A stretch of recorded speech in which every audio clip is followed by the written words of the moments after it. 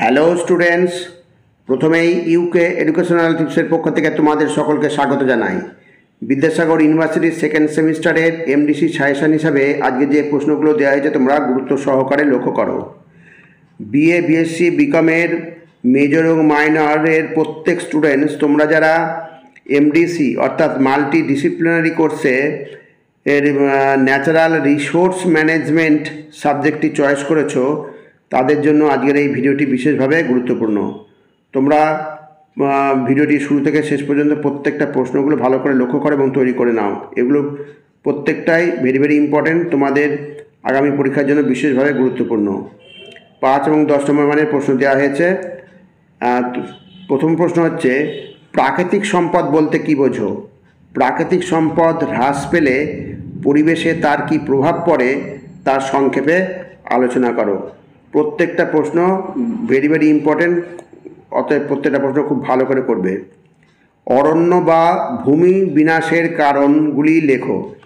এটা অরণ্য বা বনভূমি বিনাশের কারণগুলি লেখো। এখানে এই উত্তরটা বিভিন্ন রকমভাবে আসতে পারে, ফলে তোমরা প্রশ্নগুলো সম্পর্কে একটুখানি তোমরা পরিচিত হয়ে যাবে। অথবা বনভূমির আয়তন ক্রমশ কমে যাওয়ার কারণগুলি আলোচনা করো। এভাবেও আসতে পারে, আর্থসামাজিক কারণে অরণ্যের অবলুপ্তির কারণগুলি আলোচনা করো। এটা 5 নম্বর মানের হিসেবে আসতে পারে। আর এই প্রসঙ্গে বলা যাক স্টুডেন্টস, এই ন্যাচারাল রিসোর্স ম্যানেজমেন্ট সাবজেক্টটি হচ্ছে সায়েন্সের সাবজেক্ট, অতএব এখানে তোমাদের একটু কম বেশি পড়তেই হবে। একদম বেঁচে গেছে পড়লে ও তোমাদের কমন পেতে অসুবিধা হবে।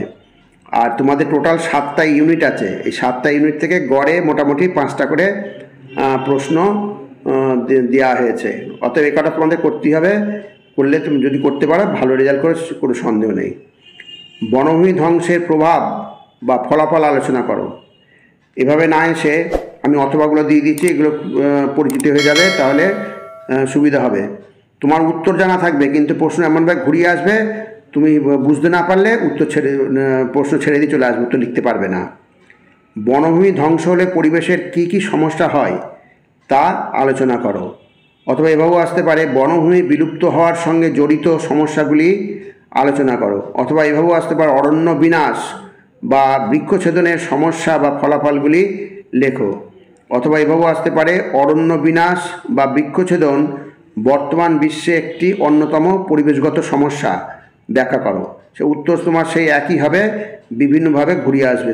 সরাসরি প্রশ্ন আসার চান্স খুব কম, ঘুরিয়ে আসবে। গতবার ঘুরিয়ে এসে এবার ঘুরিয়ে আসবে। 4 নম্বর, বনসম্পদ সংরক্ষণ করার উপায়গুলি কী তা আলোচনা করো। এভাবে না এসেও আসতে পারে, বনভূমির হ্রাস নিয়ন্ত্রণ করার উপায়গুলি কী আলোচনা করো। অথবা অরণ্য সংরক্ষণের পদ্ধতিগুলি সংক্ষেপে আলোচনা করো। নেক্সট হচ্ছে, বনসম্পদ বলতে কী বোঝো? বনসম্পদ বা অরণ্য সম্পদের প্রত্যক্ষ পরোক্ষ উপযোগিতা বা গুরুত্ব আলোচনা করো। ভেরি ইম্পর্টেন্ট, প্রত্যেকটাই ভেরি ইম্পর্টেন্ট প্রশ্ন। অথবা পরিবেশ উন্নয়নে বনসম্পদ বা অরণ্য সম্পদের ভূমিকা আলোচনা করো। অথবা এভাবেও আসতে পারে, অরণ্যকে সম্পদ হিসেবে গণ্য করার কারণগুলি কী উল্লেখ করো। উত্তর তোমার সে একই হবে, কিন্তু প্রশ্ন ঘুরিয়ে আসবে। এবার নেক্সট হচ্ছে, যৌথ বন ব্যবস্থা অর্থাৎ জয়েন্ট ফরেস্ট ম্যানেজমেন্ট কি? এটা একটা ভেরি ইম্পর্টেন্ট প্রশ্ন।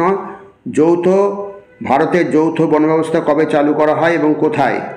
ভারতের যৌথ বন ব্যবস্থায় এনজিও এর ভূমিকা কি? ভেরি ইম্পর্টেন্ট প্রশ্ন। এবার হচ্ছে, জল সম্পদ।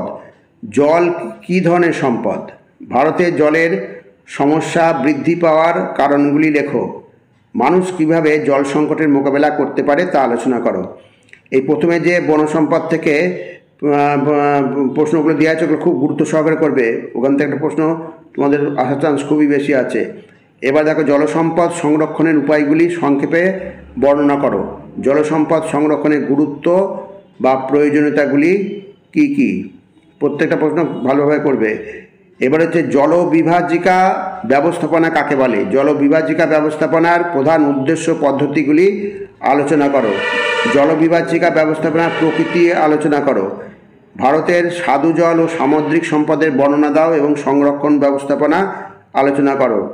নেক্সট হচ্ছে সামুদ্রিক সম্পদ সুরক্ষার জন্য গ্রহণীয় ব্যবস্থাপনা সম্পর্কে সংক্ষিপ্ত আলোচনা করো। আর একটা মোস্ট ইম্পর্টেন্ট প্রশ্ন, জলাভূমি কাকে বলে? জলাভূমিকে প্রকৃতির বৃক্ষ বলা হয় কেন? ভারতবর্ষে জলাভূমি সংরক্ষণ ব্যবস্থাপনা সম্পর্কে যা জানো লেখো। একটা ভেরি ভেরি ইম্পর্টেন্ট প্রশ্ন, খুব ভালো করে করবে। এবার মাটি ও ভূমি সম্পদের বর্ণনা দাও এবং তাদের গুরুত্ব আলোচনা করো। এই ভূমি সম্পদের বর্ণনাটা রিডিং করে রেখে দেবে, আর এই সম্পদের মাটি বা ভূমি সম্পদের গুরুত্বটা মোটামুটি 5 নম্বর মান হিসেবে করে রাখবে, আর কিছু করার দরকার নেই। 15 নম্বর, উদাহরণসহ পুনর্নবীকরণযোগ্য এবং অপুনর্নবীকরণযোগ্য শক্তির মধ্যে পার্থক্য লেখো। এটা ভেরি ভেরি ইম্পর্টেন্ট প্রশ্ন, অথবা এভাবে না এসে এভাবেও আসতে পারে। উদাহরণসহ প্রচলিত বা চিরাচরিত এবং অপ্রচলিত বা অচিরাচরিত শক্তির মধ্যে পার্থক্য লেখো। এই দুটোর বৈশিষ্ট্য ভালো করে পড়বে, তাহলে উত্তর হয়ে যাবে।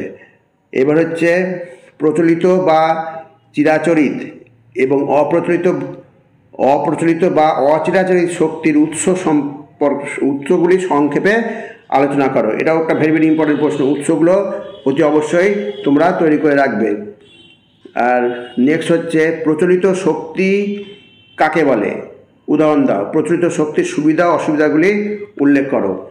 এখানে প্রচলিত শক্তির সুবিধাটা পড়বে, অসুবিধাটা মোটামুটি রিডিং করে রেখে দেবে, সুবিধাটা আগে ভালো করে পড়বে যাবে, প্রচলিত শক্তি সুবিধা। আর এরপরে হচ্ছে অপ্রচলিত শক্তি যেটা আছে এটা খুব ভালো করে পড়বে। অপ্রচলিত বা অচিরাচরিত শক্তি কাকে বলে? প্রচলিত ও অপ্রচলিত শক্তির সুবিধা অসুবিধাগুলি উল্লেখ করো। এই সুবিধা অসুবিধা করা থাকলে পরে এদের দুটোর মধ্যে পার্থক্য তুমি লিখতে পারবে।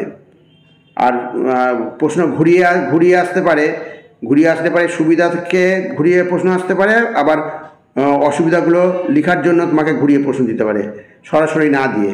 প্রশ্নটা ভালো করে পড়বে, পড়ে বুঝবে কি বলতে যাচ্ছে, তাহলে তোমার উত্তর তোমার জানা থাকবে। উত্তর ওই প্রশ্নের মধ্যে উত্তর লুকিয়ে আছে, তোমাকে খুঁজে বার করে উত্তর লিখতে হবে, এটা তোমার সবসময় মাথায় রাখবে। 19 নম্বর, EIA এনভায়রনমেন্টাল ইম্প্যাক্ট অ্যাসেসমেন্ট বলতে কি বোঝো? ভেরি ভেরি ইম্পর্টেন্ট প্রশ্ন, এর কাজ কি? EIA এর প্রধান ধাপগুলি আলোচনা করো। একটা ভেরি ভেরি ইম্পর্টেন্ট প্রশ্ন, এটা 10 নম্বর মানের হিসেবে করে রাখবে।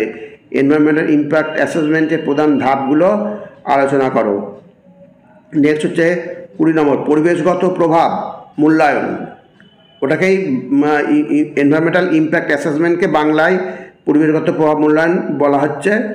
কি এর প্রধান উদ্দেশ্য এবং গুরুত্ব সংক্ষেপে আলোচনা করো। এটা 5 নম্বর মান হিসেবে করে রাখবে। এবার এটা হচ্ছে 6 নম্বর ইউনিট থেকে এই প্রশ্নগুলো। প্রাকৃতিক সম্পদ ব্যবস্থাপনায় জিওগ্রাফিক ইনফরমেশন সিস্টেম বা সংক্ষেপে GIS, এই GIS-এর ভূমিকা কী? ভেরি ভেরি ইম্পর্টেন্ট প্রশ্ন, অথবা এভাবে না এসেও আসতে পারে ভূতত্ত্ব ব্যবস্থা। ওই জিওগ্রাফিক ইনফরমেশন সিস্টেমকে বাংলায় বললে ভূতত্ত্ব ব্যবস্থা। অর্থাৎ GIS কীভাবে প্রাকৃতিক সম্পদ ব্যবস্থাপনায় সাহায্য করে বা প্রাকৃতিক সম্পদ উন্নয়নে সাহায্য করে, সেটা তোমাকে লিখতে হবে। 2টি উদাহরণ সহ ব্যাখ্যা করো। পরবর্তী প্রশ্ন, অংশমূলক গ্রহণ সম্পদ মূল্যায়ন অর্থাৎ পার্টিসিপেটরি রিসোর্স অ্যাপ্রাইজাল বলতে কী বোঝো? এর সুবিধাগুলি কী কী? ভেরি ভেরি ইম্পর্টেন্ট প্রশ্ন এগুলো। পার্টিসিপেটরি রিসোর্স অ্যাপ্রাইজালের মূল উদ্দেশ্য সংক্ষেপে আলোচনা করো। এটা 5 নম্বর মান হিসেবে করে রাখে। ভেরি ভেরি ইম্পর্টেন্ট প্রশ্ন এগুলো। ইকোলজিক্যাল ফুটপ্রিন্ট ও কার্বন ফুটপ্রিন্ট বলতে কী বোঝো? এদের মধ্যে পার্থক্য উল্লেখ করো। খুব ভালো প্রশ্ন এগুলো। কার্বন ফুটপ্রিন্টের ধারণা ব্যাখ্যা করো। এটি কমানোর উপায়গুলি উদাহরণসহ আলোচনা করো। এটা 10 নম্বর হিসেবে করে রাখবে। রিসোর্স অ্যাকাউন্টিং বলতে কী বোঝায়? এর গুরুত্ব লেখো। এটা 5 নম্বর হিসেবে করে। এগুলো সব ইম্পর্টেন্ট প্রশ্ন, প্রচুর বড় সিলেবাস। সম্পদ ব্যবস্থাপনায় কার্বন ফুটপ্রিন্ট বা রিসোর্স অ্যাকাউন্টিংয়ের গুরুত্ব মূল্যায়ন করো। নেক্সট 28 নম্বর, বর্জ্য ব্যবস্থাপনা। ওয়েস্ট ম্যানেজমেন্ট কি? বর্জ্য ব্যবস্থাপনার ক্ষেত্রে 3R নীতি বা 3R ধারণাটি সংক্ষেপে আলোচনা। ভেরি ভেরি ইম্পর্টেন্ট প্রশ্ন। খুব ভালো করে করবে। 3 আর হচ্ছে রিডিউস, রিইউজ আর রিসাইকেল। এবার 29 নম্বর, বর্জ্য ব্যবস্থাপনার অর্থাৎ ওয়েস্ট ম্যানেজমেন্টের আধুনিক কৌশলগুলি বা আধুনিক পদ্ধতিগুলি বিস্তারিত আলোচনা করো। এগুলির মাধ্যমে কিভাবে টেকসই উন্নয়ন অর্থাৎ সাস্টেনেবল ডেভেলপমেন্ট সম্ভব তা বিশ্লেষণ করো। ভেরি ভেরি ইম্পর্টেন্ট প্রশ্ন। এবার প্রাকৃতিক সম্পদ সংরক্ষণে ভারতের জাতীয় প্রচেষ্টা সংক্ষেপে আলোচনা করো। এটা তোমাদের লাস্ট ইউনিট, একদম লাস্ট ইউনিট থেকে এই কটা প্রশ্ন এই লাস্ট 5টা প্রশ্ন দেওয়া হয়েছে। অথবা এভাবেও আসতে পারে, ভারতের জাতীয় স্তরে প্রাকৃতিক সম্পদ ব্যবস্থাপনার প্রধান নীতি ও কর্মসূচি বিশদে আলোচনা করো। এবার হচ্ছে প্রাকৃতিক সম্পদ টেকসই ব্যবস্থাপনা অর্থাৎ সাস্টেনেবল ম্যানেজমেন্ট কি, সম্পদ সংরক্ষণ ও টেকসই ব্যবস্থাপনায় জাতীয় ও আন্তর্জাতিক সংস্থাগুলি যেমন ইউনেপ, IUCN এর ভূমিকা বর্ণনা করে। ভেরি ভেরি ইম্পর্টেন্ট প্রশ্নটা খুব ভালো করে রেডি করে রাখবে, সবগুলোই ইম্পর্টেন্ট। প্রাকৃতিক সম্পদের টেকসই ব্যবস্থাপনার ধারণাটি ব্যাখ্যা করো, অর্থাৎ সাস্টেনেবল ম্যানেজমেন্ট বা টেকসই উন্নয়নের ধারণাটি ব্যাখ্যা করো। এইভাবে প্রশ্ন আসতে পারে, 5 নম্বর করে রাখবে। এবার নেক্সট হচ্ছে জীববৈচিত্র্য সংরক্ষণে আন্তর্জাতিক প্রচেষ্টা অর্থাৎ কনভেনশন অন বায়োলজিক্যাল ডাইভার্সিটি এর গুরুত্ব ব্যাখ্যা করো। ভেরি ভেরি ইম্পর্টেন্ট প্রশ্ন। জলবায়ু পরিবর্তন মোকাবেলায় আন্তর্জাতিক পর্যায়ে নেওয়া একটি গুরুত্বপূর্ণ উদ্যোগ আলোচনা করো। ভেরি ভেরি ইম্পর্টেন্ট প্রশ্ন প্রত্যেকটাই।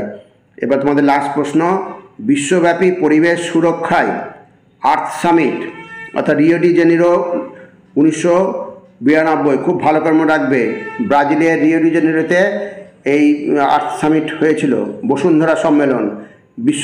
বিশ্বব্যাপী পরিবেশ সুরক্ষায় আর্থ সামিট অর্থাৎ বসুন্ধরা সম্মেলন এবং কিয়োটো প্রোটোকলের ভূমিকা আলোচনা করো। ভেরি ভেরি ইম্পর্টেন্ট প্রশ্ন, খুব ভালো করে এটা 10 মানের করে রাখবে। আর যদি সিঙ্গেল হিসেবে দেয় তাহলে কিয়োটো প্রোটোকল সম্পর্কে দিতে পারে, তুমি লিখতে পারে একটা, যে কোনো একটা বলবে, পরিবেশ সুরক্ষায় যে কোনো একটা, বা ঘুরিয়ে বলতে পারে, তুমি এটা পড়া থাকলে তুমি লিখতে পারবে। তাহলে স্টুডেন্টস, ভিডিওটা যদি ভালো লাগে অবশ্যই সাবস্ক্রাইব করো, এর সাথে একটা লাইক দিও এবং তোমার ফ্রেন্ডসদের মধ্যে ভিডিওটি শেয়ার করো। তাহলে স্টুডেন্টস, আজকে এখানেই শেষ করি। তোমরা সকলে ভালো থেকো, সুস্থ থেকো, সুস্থভাবে পরীক্ষা দিও। Thank you very much.